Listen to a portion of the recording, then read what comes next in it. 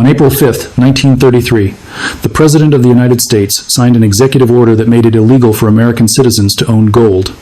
Not gold jewelry, not gold coins, not gold bars. All of it.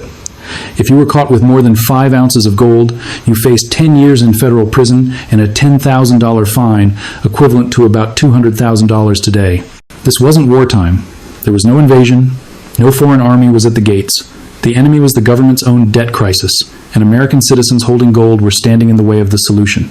Executive Order 6102 is the most dramatic seizure of private property in American history. But what most people don't know is how it actually worked, who fought back, who escaped through legal loopholes, and most importantly, why every single legal mechanism used in 1933 is still on the books today, ready to be activated with a single presidential signature. This isn't ancient history. This is a playbook. And if you own Bitcoin, gold, or have significant assets in retirement accounts, you need to understand exactly how this happened, because the precedent is still alive. To understand why Roosevelt confiscated gold, you need to understand the crisis he inherited. In October 1929, the stock market crashed. By 1933, when Roosevelt took office, the American economy was in complete collapse. Unemployment hit 25%. 9,000 banks had failed. Industrial production had fallen by 46%. The money supply had contracted by 1/3. But the real crisis was the gold standard. Under the system in place since 1879, every dollar was backed by gold. The government promised to exchange paper dollars for gold at a fixed rate, $20.67 per ounce. This created discipline. The government couldn't print unlimited money because people could demand gold in exchange. But it also created a trap. As the Depression deepened, people lost faith in banks. They started withdrawing their deposits and demanding gold. Banks didn't have enough gold to cover all deposits. They operated on fractional reserves. As people demanded gold, banks collapsed, which made more people demand gold, which collapsed more banks. This is called a deflationary spiral. As the money supply contracted, prices fell, which made debts more expensive in real terms, which caused more defaults, which destroyed more money. The economy was eating itself. Roosevelt believed, rightly or wrongly, that the only way to stop the spiral was to devalue the dollar against gold. If the dollar was worth less gold, prices would rise, debts would become easier to pay, and the deflation would stop. But there was a problem. As long as citizens could own gold, they could escape the devaluation. If the government announced it was devaluing the dollar from $20 per ounce to $35 per ounce, everyone would rush to convert their dollars to gold before the devaluation, then convert back afterward and pocket the profit.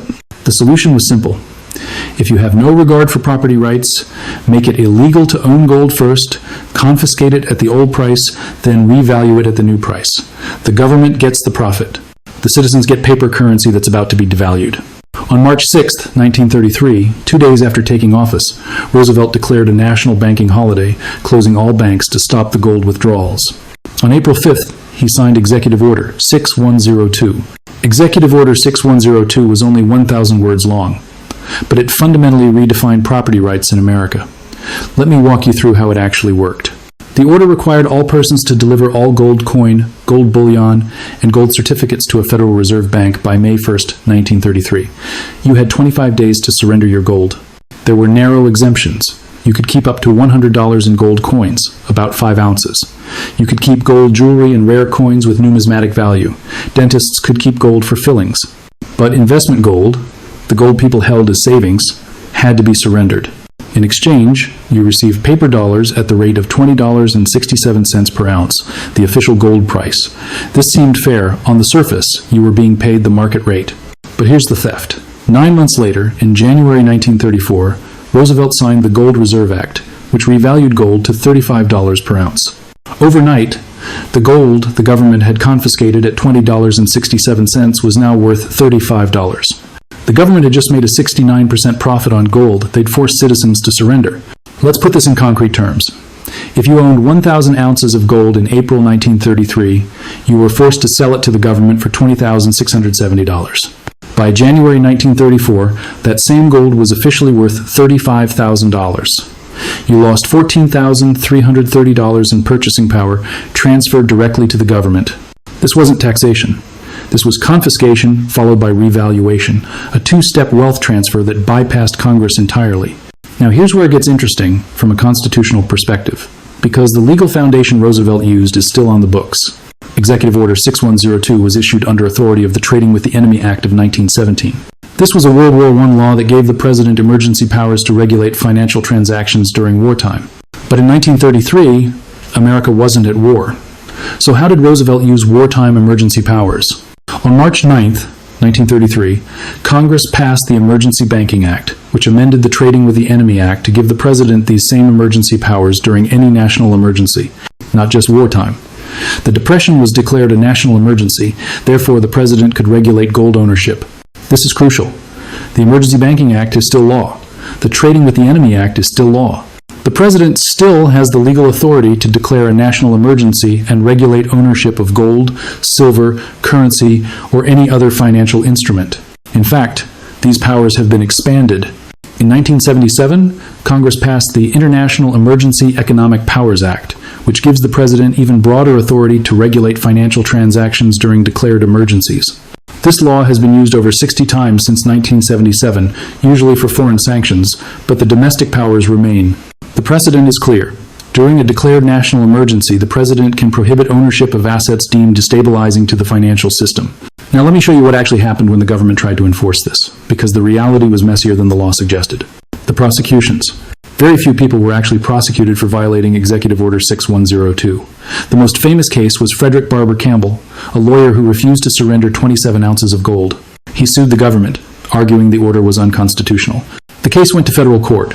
Campbell's argument was straightforward. The Fifth Amendment prohibits the government from taking private property without just compensation. The government was forcing him to exchange gold for paper currency that was about to be devalued, which wasn't just compensation. The court ruled against him. The judge held that during a national emergency, the government's power to regulate currency trumped individual property rights. Campbell was convicted and fined, though the sentence was suspended. There were only about a dozen serious prosecutions. Most people who kept their gold were simply never caught. Who escaped? Here's the part they don't teach you in economics class. The confiscation was full of loopholes, and wealthy Americans exploited every single one. Loophole 1.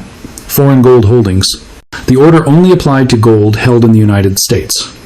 If you had gold in a foreign bank, particularly in Switzerland or London, you were untouchable. Wealthy families simply moved their gold offshore before the deadline. J.P. Morgan, the banking dynasty, held enormous gold reserves in London. They were never touched. The Rockefellers had gold in European vaults, completely legal under the order. Loophole 2, rare coin exception. The order exempted gold coins having recognized special value to collectors of rare and unusual coins. This created a massive loophole. What qualifies as a collectible? Wealthy collectors started buying pre-1933 gold coins, particularly St. Gaudens double eagles and Liberty head coins, and claiming they were collectibles. The government had no clear standard for what made a coin collectible, so enforcement was arbitrary. Today, pre-1933 gold coins trade at significant premiums precisely because they were the only way to legally own gold during the confiscation period. Loophole 3. Industrial and professional use. Dentists, jewelers, and industrial users were allowed to keep gold for legitimate business purposes. This created another loophole. People claimed they needed gold for business purposes, and the government had limited ability to verify claims. Loophole 4. Simply refusing to comply. Here's the uncomfortable truth. Millions of Americans simply ignored the order, and the government did almost nothing about it. The Treasury Department estimated that only about 20 to 25% of privately held gold was actually turned in. The rest remained in private hands, hidden in safe deposit boxes, buried in backyards, stored in home safes. Why didn't the government enforce it more aggressively? Because they couldn't. There was no registry of who owned gold. The government had no way to know how much gold you owned unless you told them. And without evidence, they couldn't prosecute. This is a critical lesson. Confiscation only works if the government knows what you own. While Americans were being forced to surrender gold, something fascinating was happening internationally. Foreign governments and foreign nationals were exempt from Executive Order 6102. They could continue to hold gold and even demand gold from the U.S. Treasury in exchange for dollars under the International Gold Standard. This created a two-tier system. American citizens couldn't own gold, but foreign central banks could. In fact, they continued to exchange dollars for gold at the Treasury right up until 1971, when Nixon finally closed the gold window completely. Why the double standard? Because international confidence in the dollar required maintaining gold convertibility for foreign holders. If foreign governments lost faith in the dollar, international trade would collapse. But American citizens? They had no choice but to use dollars. The government could trap them in a devaluing currency because there was no alternative for domestic transactions. This two-tier system is important because it shows the fundamental unfairness. The government claimed gold ownership by citizens was destabilizing, but continued to allow foreign governments to own and exchange gold for decades. Several cases challenged the constitutionality of gold confiscation, and every single one failed. Let me show you why. Because the legal reasoning is still controlling law today. Norman v. Baltimore and Ohio Railroad Company, 1935. This was the key Supreme Court case. It didn't involve gold directly, but gold clauses in contracts. Before 1933, many bonds and contracts had gold clauses requiring payment in gold or gold-equivalent currency. After confiscation and devaluation, these gold clauses would have required debtors to pay more dollars to equal the gold value. Congress voided all gold clauses in 1933, and Norman challenged this. The Supreme Court upheld the law in a 5-4 decision. The majority held that Congress has absolute power over currency, under the Constitution's power to coin money and regulate the value thereof. This power, the court said, includes the power to make paper currency legal tender and to prohibit contracts that undermine that currency. Justice McReynolds wrote a furious dissent, calling it confiscation and warning it would destroy property rights. But he lost. Perry v. United States, 1935. This companion case challenged whether the government could refuse to pay its own bonds in gold as promised. Again, the Supreme Court ruled that Congress's currency powers were absolute. Interestingly, the court held that the government had technically breached its contract by refusing to pay in gold, but ruled that the plaintiff suffered no damages because gold ownership was illegal anyway, so he couldn't have used the gold even if he'd received it. Heads, the government wins. Tails, you lose. These cases establish the principle that government power over currency is essentially unlimited during emergencies. Property rights, contract rights, and even explicit government promises all yield to the government's currency power. That precedent has never been overturned. The legal framework still exists today. Now let me show you exactly which laws are still on the books that could enable a modern confiscation. The Trading with the Enemy Act, 1917, as amended, still law, gives the president power to regulate financial transactions during declared emergencies. The International Emergency Economic Powers Act, 1977, expands presidential power to regulate any financial transaction during a national emergency, including prohibiting ownership of assets. This law has been used to freeze foreign assets, impose sanctions, and regulate international transactions. But Section 1203 specifically allows the president to regulate any property in which any foreign country or a national thereof has any interest. Courts have interpreted any property very broadly. The National Emergencies Act, 1976, allows the president to declare national emergencies, which activates over 100 separate statutory authorities, including financial regulation powers. Executive Order 13-825, 2018, authorizes sanctions on persons engaged in activities that threaten U.S. economic stability. This is currently used for foreign sanctions, but establishes that economic stability is grounds for asset regulation. Here's what this means practically. If the president declares a national emergency based on financial instability, debt crisis, or economic disruption, he or she has legal authority under these existing statutes to prohibit ownership of gold, silver, or other commodities deemed destabilizing, require surrender of such assets to the Federal Reserve or Treasury, prohibit transactions in cryptocurrencies, freeze or regulate retirement accounts, impose capital controls preventing movement of money offshore, all of this without congressional approval, simply by declaring an emergency and citing existing statutory authority. Now let's talk about the question everyone's thinking. Could the government confiscate Bitcoin the way they confiscated gold? The short answer is, they could try, but the mechanics would be completely different. What they could do, make it illegal to own Bitcoin, just as they made it illegal to own gold. Violation becomes a federal crime with prison time. Require surrender of Bitcoin to government wallets by a certain deadline. Prohibit exchanges from allowing Bitcoin transactions, effectively cutting off the legal on-ramps and off-ramps. Prohibit businesses from accepting Bitcoin as payment. Use existing financial surveillance to identify Bitcoin holders through exchange records, bank transactions, and blockchain analysis.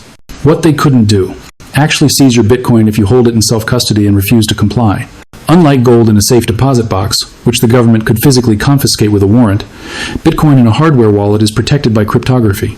They'd need your private keys. Track Bitcoin held in true self-custody if you acquired it through non-KYC means. Gold confiscation worked partially because the government could search physical locations. Bitcoin has no physical location. The realistic scenario. If the government decided Bitcoin was destabilizing during a financial crisis, here's what would probably happen. They'd prohibit exchanges from operating, making it illegal to convert Bitcoin to dollars legally. They'd prosecute high-profile holders to create fear and encourage compliance. They'd offer a voluntary surrender period at current market prices, creating pressure to comply. They'd use IRS and banking records to identify holders who used exchanges. Most people would probably comply because using Bitcoin would become functionally impossible in the legal economy. But a determined minority could hold Bitcoin indefinitely in self-custody. The key difference from 1933, enforcement would be much harder, but economic pressure would be more intense.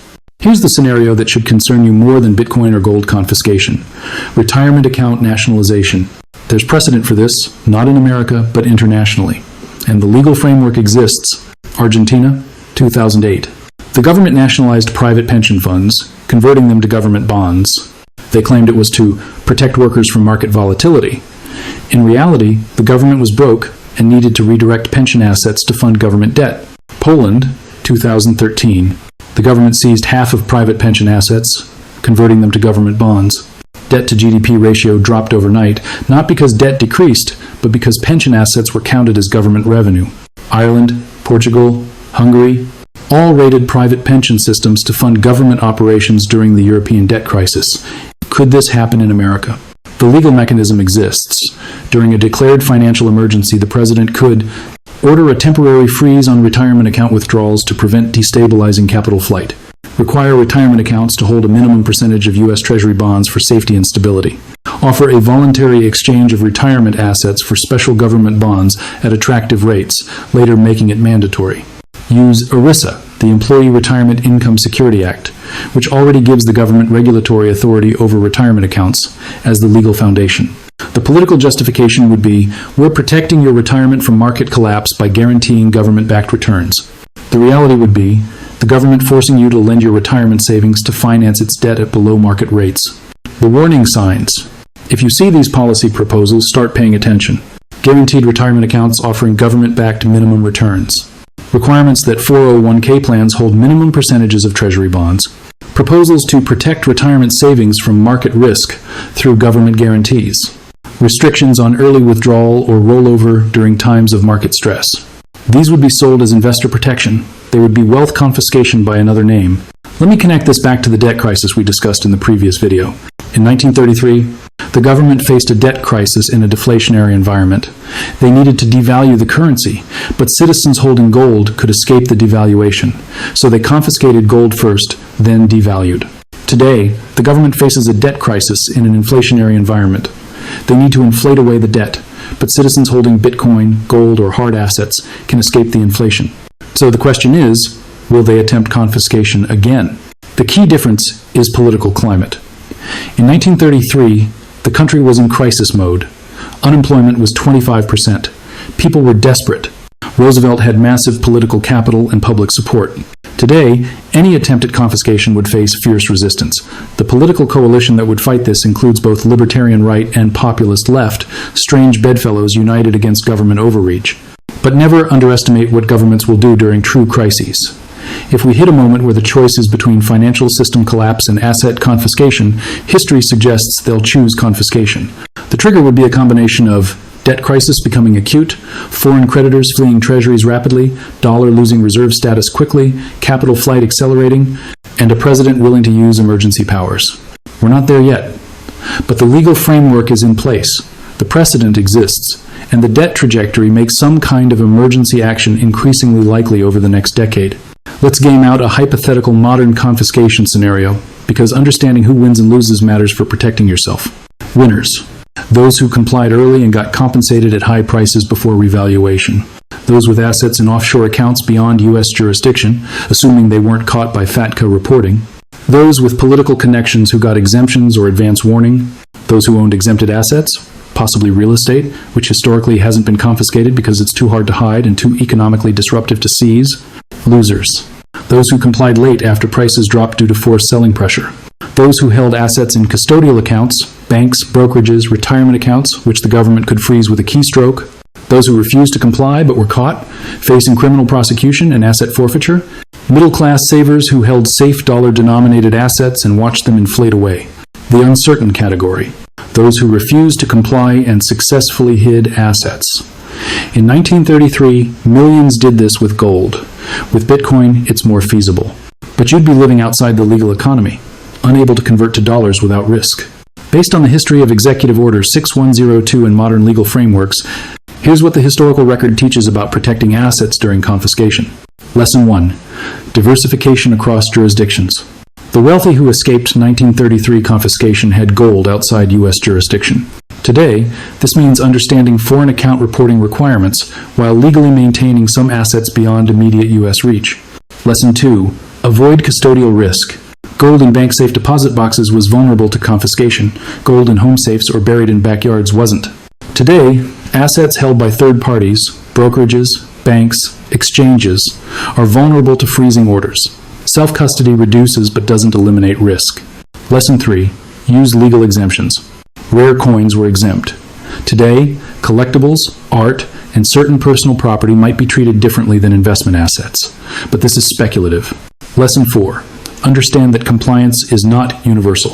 75% of gold wasn't turned in, and the government couldn't effectively prosecute non-compliance because they didn't know who owned what. Today, financial surveillance is much more sophisticated, but privacy tools exist.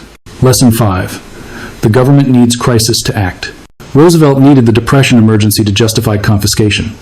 Any modern confiscation would require a severe enough crisis that the public accepts emergency measures. Recognize crisis moments as high-risk periods. Lesson 6. Political resistance matters. If enough people understand what's happening and resist, enforcement becomes impossible.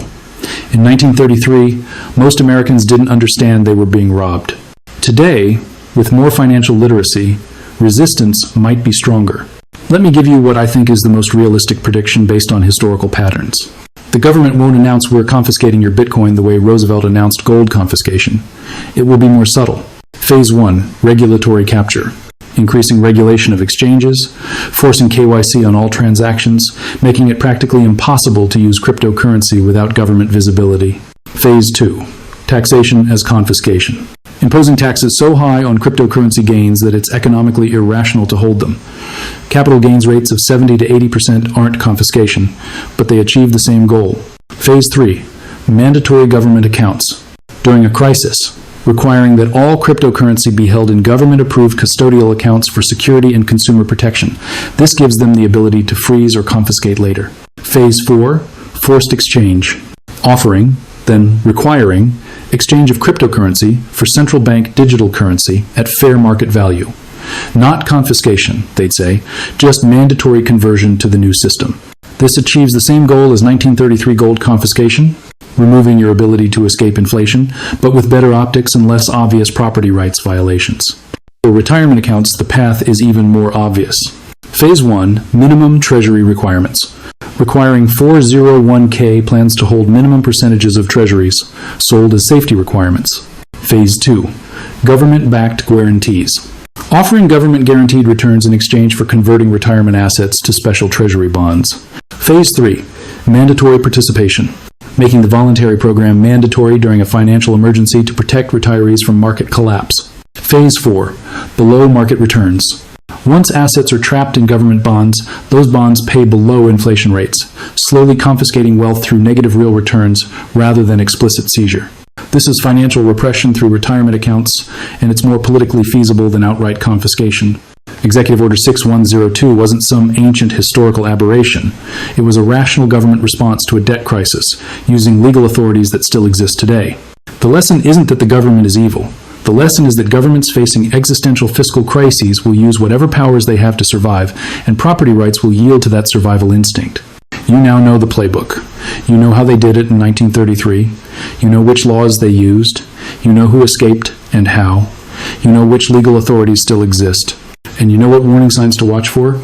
The question is, what do you do with this information? I'm not giving financial advice. This video does not give any financial advice whatsoever. It gives you history. But history is pretty clear. The government has done this before, they have legal authority to do it again, and when debt crises become acute enough, they will choose whatever option keeps the system functioning, even if that means redefining property rights. The $38 trillion debt we discussed in the last video creates the conditions for emergency action. The legal framework from 1933 gives them the tools. The only question is timing and political will. In the next video, we're going to talk about central bank digital currencies in detail, because that's the final piece of the puzzle. Once cash is eliminated and all money is digital, the government won't need to confiscate anything. They could just program your money to do what they want. But that's a story for next time. Hit subscribe if you want to understand the game before it's played on you. Drop a comment if you think I'm being paranoid or if you think this is inevitable. I'm Malcolm, and this is where history meets economics. If you think this documentary is wrong, explain where. If you think it's right, explain. Here's another moment where history met economics.